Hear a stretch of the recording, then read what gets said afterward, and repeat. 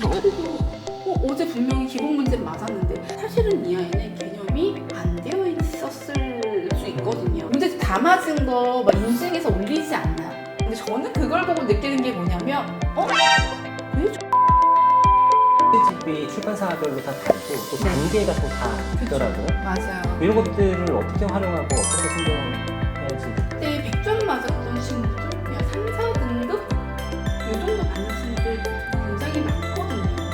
그럼 결국에 뭐냐면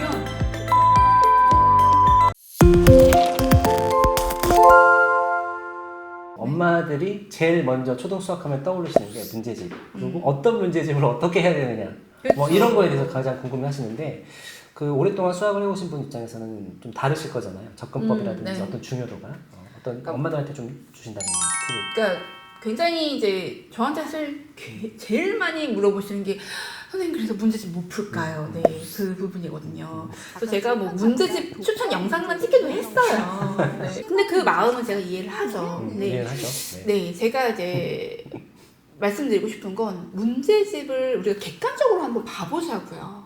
문제집이 어떻게 구성이 돼 있냐면 이렇게 개념이 이렇게 정리가 되어 있고 옆에 이거 확인해 이거 이제 이해했지? 한번 이거 한번 풀어볼래? 쉬운 문제 돼 있고 그 다음에 뒤에 뭐 약간 응용 문제들 되어 있고 보통 이런 형식으로 되어 있죠.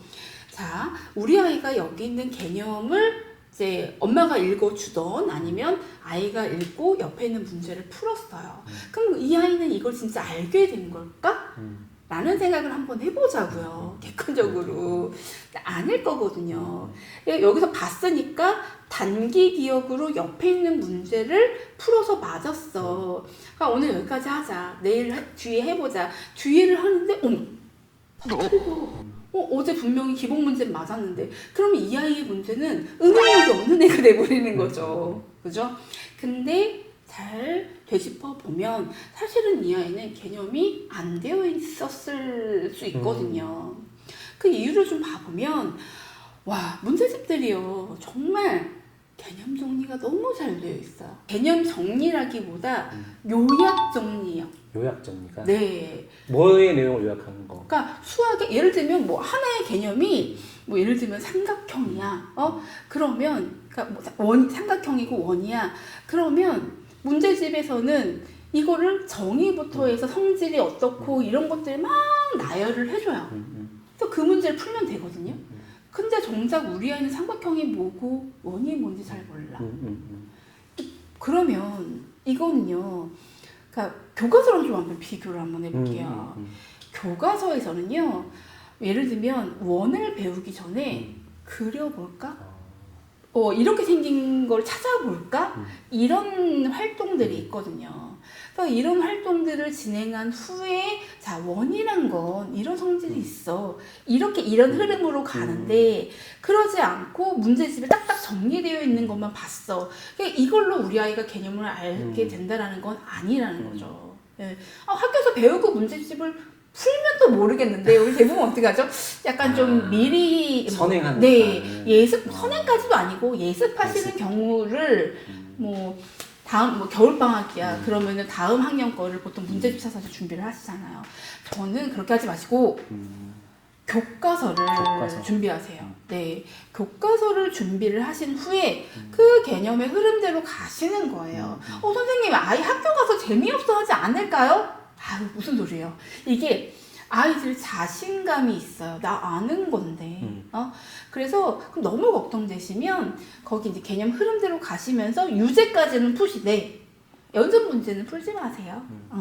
요 정도로 하고 가도 좋습니다. 네. 이거 하고 문제집은 우리 아이가 여기서 개념을 제대로 이해했을까? 확인용이야. 네. 정리하고 확인용이지 이게 그러니까 우선순위가 바뀌었어요. 문제집 교과서. 아니죠. 교과서하고 문제집이죠. 그러네요. 네. 그러니까 개념 요약 정리된 게 이거는 이제 교과서에 된 것들을 요약한 거니 이것만 맞아. 보고 문제 푼다고 된 게 아니고 교과서에서 가장 본질적인 것들 그리고 그 중심 얘기하기 위해서 그 앞에 어떤 여러 가지 활동을 해보는 것들 이런 것들이 굉장히 중요하다. 그걸 스킵하면 안 된다. 네, 맞습니다. 문제집이 출판사별로 다 다르고 또 단계가 또 다 있더라고요. 맞아요. 이런 것들을 어떻게 활용하고 어떻게 해야지 될까요? 엄마들? 가끔 이제 그러시는 분들이 있어요. 우리 아이 문제집이 다 맞아. 왜 이제 문제집 다 맞은 거 막 인증해서 올리지 않나요? 가끔 보시죠. 그거를 우리 네. 다 맞아. 막 그래서 빨간색으로 막 이렇게 해서 올리시는 분들이 계세요. 근데 저는 그걸 보고 느끼는 게 뭐냐면 왜 저 문제집을 푸시지? 라는 생각이 들거든요. 다 맞는 문제집이잖아요. 그렇죠. 그럼 난이도 설정을 잘못하신 거죠. 그렇죠.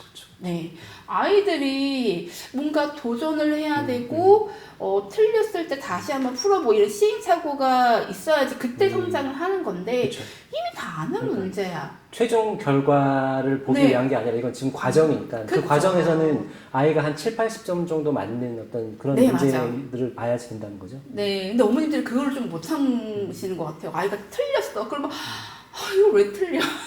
근데 틀리면 지금 틀려서 다행이다. 이렇게 생각을 해보세요.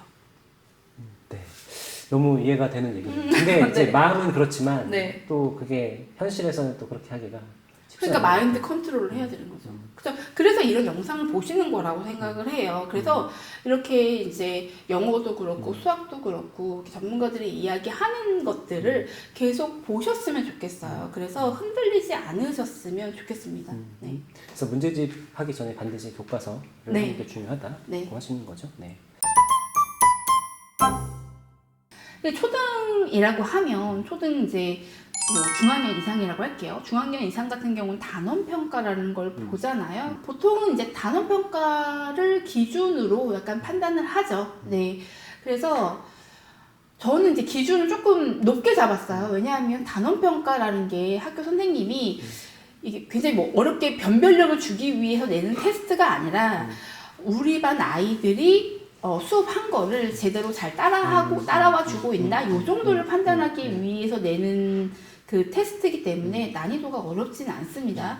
그래서 85점 이랬더니 너무 높은 거 아닌가요? 이제 얘기하시는데 고학년 빼고 그럼 중학년을 기준으로 했을 때 85점을 말씀드릴게요. 그럼 85점 이하야. 그러면 개념을 제대로 이해 못했을 경우가 많다라는 얘기예요. 그러니까 그 학교 개념을 이해하지 못하는 시그널일 수도 있다. 이렇게 이해를 하시고 그런 경우라면 문제집을 가장 쉬운 걸 선택하셔야 되는 거예요. 그러니까 개념서, 그러니까 기본편 이렇게 나오거든요. 기본편, 라이트편 이렇게 나오는 문제집을 골라서 진행을 하시면 되고 85점에서 한 90점, 95점 이런 친구들 실수도 좀 있고 좀 어려운 문제들만 좀 틀려 이런 친구들은 이제 기본 플러스 응용 아니면 유형편 이런 형태들의 문제들이 있어요. 그거를 진행을 하시는 거 추천드려요. 또 이제 엄마들이 제일 궁금하신 것 중에 하나가 초등학교 때 과연 선행을 얼마나 해야 되느냐, 과연 필요하냐. 네. 그리고 선행을 한다고 하면 기본까지 해야 되는 거냐, 응용까지 해야 되는 거냐, 심화까지 해야 되는 거냐 이런 거에 대해서 궁금하실 텐데 선생님이 생각하시는 그 선행은 어느 정도 하는 게 좋다고 생각하세요? 저는 사실 선행을 완전 반대하는 입장은 사실은 아니에요. 네. 대신 이제 어릴 때부터 너무 어릴 때 지금 달리는 게 문제인 거잖아요. 그래서 저는 초등학교 고학년 때 그때 준비해도 충분하다고 생각을 하고 사실 저희 아이도 5학년 때 조금 이제 그때서부터 달린다라는 표현이 맞는지 모르겠어요. 한 5학년 때부터 속도를 좀 내서 중등과정 가고 이렇게 진행을 했었거든요. 그래도 전혀 문제 없거든요. 그래서 왜 남들 달린다고 똑같이 이렇게 달려야 될까? 네. 그러니까 왜냐하면 하다가 피해를 보는 건 아이들이에요. 그래서 부작용도 너무 많고 학원에서는 사실 선행반을 좋아할까요? 심화반을 좋아할까요? 학원에서는 선행반이 사실은 더 필요하거든요. 심화를 소화하는 아이들도 굉장히 소수고 그리고 선행 같은 경우에는 이제 아웃풋이 있죠. 그리고 진도라는 거를 하면 이제 눈에 볼 수 있기 때문에 무언가 하는 것 같고 이제 그런 것들 때문에 굉장히 선행을 안 하면 큰일 나는 것처럼 지금 되어 있거든요. 근데 그렇게 이제 무리한 선행을 하다가 아이들이 제대로 그거를 다 자기 걸로 습득하고 가면 뭐 상관이 없는데 정말 그렇지 않거든요. 뭐 그런 말들 들어보셨을 거예요. 이미 뭐 큰아이가 있으신 분들은 학원하고 상담을 하는데 아이가 뭐 이 부분 좀 잘 안 되는 것 같은데 괜찮나요 선생님? 그러면 아 네 괜찮아요 어차피 다시 할 거니까요 이렇게 하고 넘어가거든요. 근데 그게 맞는 선행인가? 이렇게 좀 생각을 해보셨으면 좋겠어요. 그래서 저는 권해드리는 거는 자, 아이의 점수, 수학 점수 중요하고 그 다음에 아이의 자신감 이런 부분 굉장히 중요하기 때문에 선행이 아닌 그러니까 예습 정도 초등학교 한 4학년 정도까지는 예습 정도면 사실 충분하다라고 생각을 합니다. 예습 얼마나요? 하나 아니면 뭐 다음 주 수업? 네, 다음 주 수업은 아니고 제가 그랬잖아요. 능숙해질 시간이 필요해요. 수학은. 네, 그 능숙해지려면 사실 연습량도 필요하기 때문에 최소 6개월에서 1년을 말씀드리는 거예요. 특히나 연산 같은 경우에. 그러니까 다른 거는 아니더라도 연산은 6개월에서 1년은 미리 좀 준비를 해 놓으셔야지만 아이도 학교 수업을 따라가기에 좀 어려움 없이 진행을 할 수 있다라는 거죠. 현행이랑 심화를 같이 하라고 해서 보통 현행이라고 하는 건 아이들 속도를 내서 가고 네. 심화서를 꼭 하고 가라고 엄마들 네. 학년별 심화. 심화서를 네. 해당 학년의 심화를 네. 해봐야 한다라고 다들 꼭 얘기하는데 그 네. 심화가 네. 어디까지가 심화인지 정말 문제집에서 심화 최상위 최상위 왜 한다고 했어? 붙는 것들까지 네. 꼭 해야 된다. 네. 사실 예전엔 초등은 그렇게 극심화까지는 안 했었거든요. 근데 초등도 기본서 한 다음에 현행 나간 다음에 심화까지 끝내야 됩니다. 이게 공식처럼 돼버렸어요. 그래서 많은 아이들이 좀 많이 힘들어졌고 사실 아이들보다 더 힘든 건 엄마 같아. 우리 아이가 그 출판사에서 제시하는 그 심화편을 못 따라가면 그게 엄마가 좌절감이 느껴지시는 것 같아요. 왜 안 되지? 이런 것부터. 그래서 심화에 대한 정의를 좀 다시 해보자면 심화가 꼭 거기서 제시하는 게 심화가 아니라 그러니까 우리 아이가 성장할 수 있는 문제면 그게 심화 문제죠. 네, 그래서 그러니까 어떤 난이도든 자, 우리 아이가 지금 7, 80점 정도 받는 정도 되는 수준의 문제집을 기본서로 진행을 하시고 그리고 그 다음 단계를 이제 심화서로 생각하시면 돼요. 네, 우리 아이한테 맞는 심화서는. 네, 우리 아이가 원리편을 풀었어. 제일 쉬운 거. 그걸 풀었어. 그러면 응용편이 다른 친구들한테 기본이 될 수 있지만 우리 아이한테는 응용편이 심화 문제가 되는 거죠. 그 문제집을 나누는 절대적인 그런 평가가 아니라 상대적으로 네. 우리 아이 수준에 보다 조금 더 한 단계 나간 거를 심화의 개념으로 보시는 게 맞다.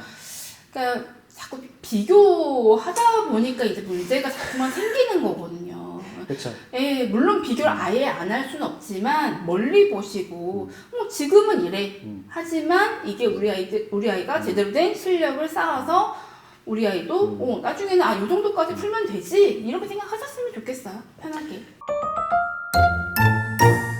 지금 현서 같은 경우는 사실 수학을 선행을 1도 안 했어요. 지금 와서 조금 이제 당황스럽긴 하지만 네. 꼭 현서가 아니어도 이제 초등을 마치고 중학교에 진학하는 친구들한테 좀 조언을 주신다면 수학에 대해서. 제가 현실적으로 말씀드리면 중학교 때의 그 현행의 속도대로만 사실 진행을 하게 되면 국영수학에 문제가 생길 수는 있어요. 양이 너무 많아지죠. 네, 양이 너무 많아지기 때문에 예, 그래서 그러니까 중학교 수학에서 재미를 느낀 친구들이라면 이제 방학부터는 조금씩 이제 양이라던가 속도를 조금 높이긴 해야 됩니다. 네, 하는데 방법을 우리 때처럼 그냥 문제집만 계속 풀리게 하잖아. 그렇죠. 네, 그래서 가장 쉬운 방법이고. 맞아요. 제일 쉬운 방법이고 그래서. 중학교 때 100점 맞았던 친구들 고등 가서 100점 못 맞고 당연히 2등급도 안 되는 친구들 되게 많거든요. 3, 4등급? 요 정도 받는 친구들 굉장히 많거든요. 그건 결국에 뭐냐면 제대로 안 하고 갔다는 얘기예요. 그래서 이제 문제집 풀고 맞았어. 이게 내가 수학을 1학년 수학을 완성했다, 2학년 수학을 완성했다라고 보시면 안 된다는 거고. 그럼 저는 저희 아이한테 어떻게 접근을 하냐면, 저는 이제 저희 아이가 가끔씩 저한테 질문을 하니까 할 때 저는 이제 문제를 풀어주진 않거든요. 그리고 대신에 이제 계속 개념을 저한테 계속 말로 설명해야 돼요. 예, 무조건. 예. 설명을 자기가 하게 하는. 네, 저는 중학교 때는 그게 다라고 생각을 해요. 그러니까 그게 되면 문제 푸는 게 어렵지 않아요.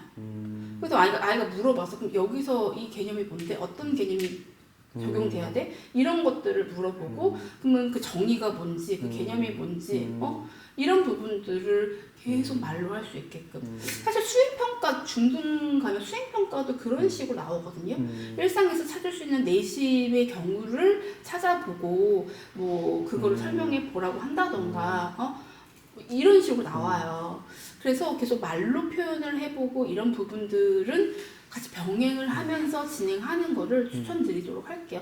그게 돼야지 완성됐다라고 생각하면서 이제 속도를 조금 내고 고등수학도 조금 준비를 해 나갔으면 좋겠어요. 그러니까 여전히 기본이나 이런 개념을 정확히 아는 게 가장 중요한 거겠네요. 네, 그 중요한데 다들 자기는 했다고 생각을 해요.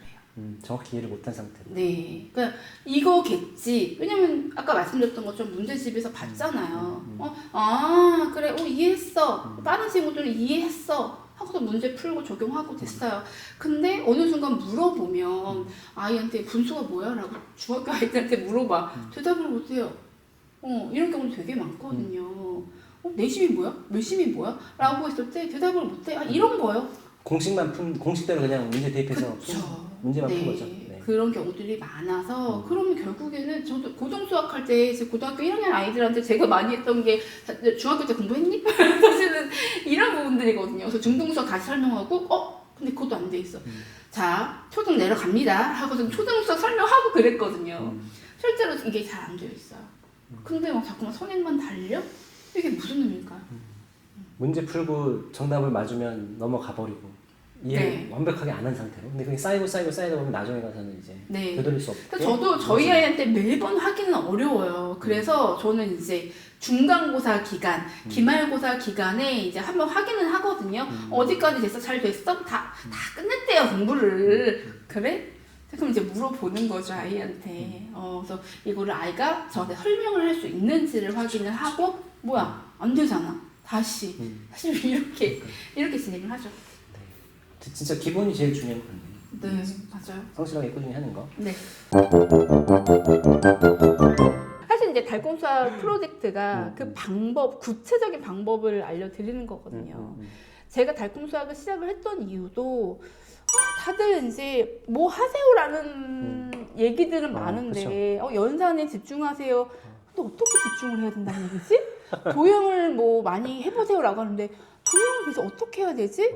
이런 것들에 대한 답이 정확하게 없는 거죠. 그래서 저는 이제 구체적으로 알려드리고 싶어서 이제 달콤수학 프로젝트를 진행을 했던 거고. 그리고 이제 얼마 전에 어떤 영상을 봤는데 우리가 생각하는 꾸준함은 그러니까 매일매일 똑같은 양을 이렇게 하는 걸 꾸준함이라고 생각을 하는데 그게 아니라 하루는 채워주고 하루는 요만큼 하고 두 번째 날 요만큼 하고 하지만 결국에는 계속하는 거. 그게 꾸준함이거든요. 그래서 하루 이틀 못했다고 잘 안 되나 봐. 이럴 거면 그냥 학원 보내야 되겠어. 이런 생각 하지 마시고 오늘 이만큼 했으니까 그럼 내일은 다시 한번 힘내서 아이하고 해봐야 되겠다. 라는 좀 생각을 가지셨으면 좋겠어요. 네. 그러면 지금 그 프로젝트를 하시는 분들이 어려워하시는 부분들에 대해서 이제 거기서 다 해결이 되시는 거고요? 그렇죠. 이제 구체적으로 그러니까 다들 이제 애매모호하잖아요. 뭐 우리 아까 문제집도 7, 80점? 그게 도대체 뭐 한 장에 70점이야? 뭐 어떤가 이런 부분들부터 시작해서 굉장히 디테일한 것들을 궁금해 하시거든요. 근데 그런 것들을 이제 제가 이제 프로젝트에서 안내를 해드리죠. 아이한테는 이렇게 설명해 주셔야 돼요. 이런 부분들.